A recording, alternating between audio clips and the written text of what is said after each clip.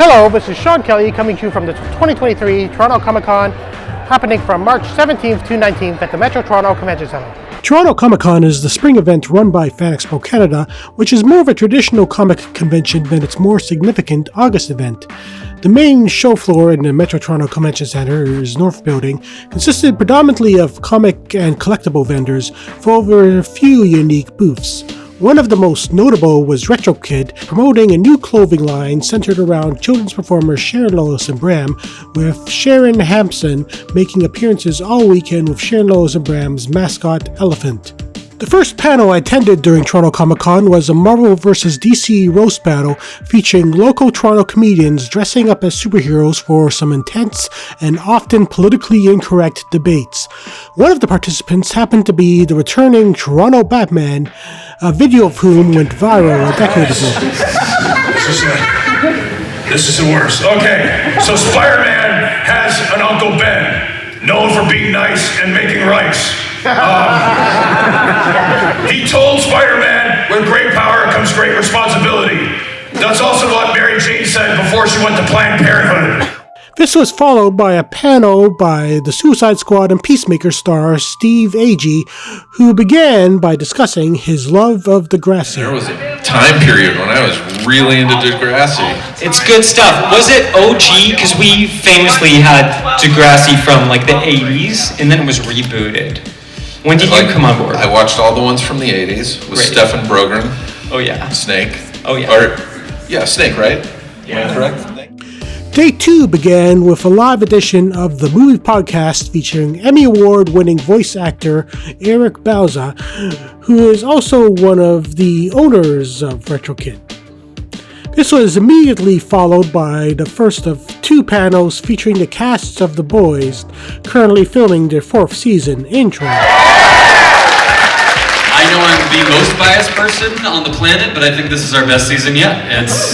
We literally can't say anything about it, so don't ask us, but it's going to be awesome. The final panel of Day 2 was with Andy Serkis, the featured guest for the weekend. I mean, really, when you think about it, 20 years ago, this technology called motion capture that was first used to differentiate between visual effect and character really started to come into being with Gollum, and all of the characters that have sort of come out of that have really enabled the process of acting in lots of different forms, different creatures, different beings, but they are all united in the sense that they all have a deep and complex psychology, which really motion capture allows you to manifest it in all these weird and wonderful ways, from a 25-foot gorilla to a 3.5-foot ring junkie to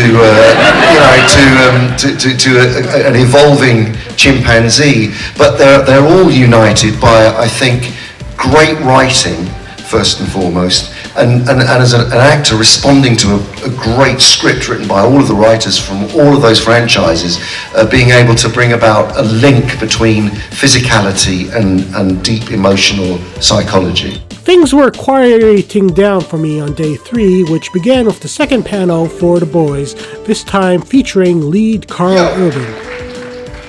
Oi!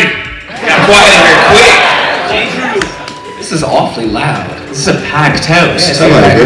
Get ready for this. I think this is a Boys Cast thing, because we had a panel yesterday, and everyone came on, and you all had everyone had a spiel. They were like getting cheers started. You just had one.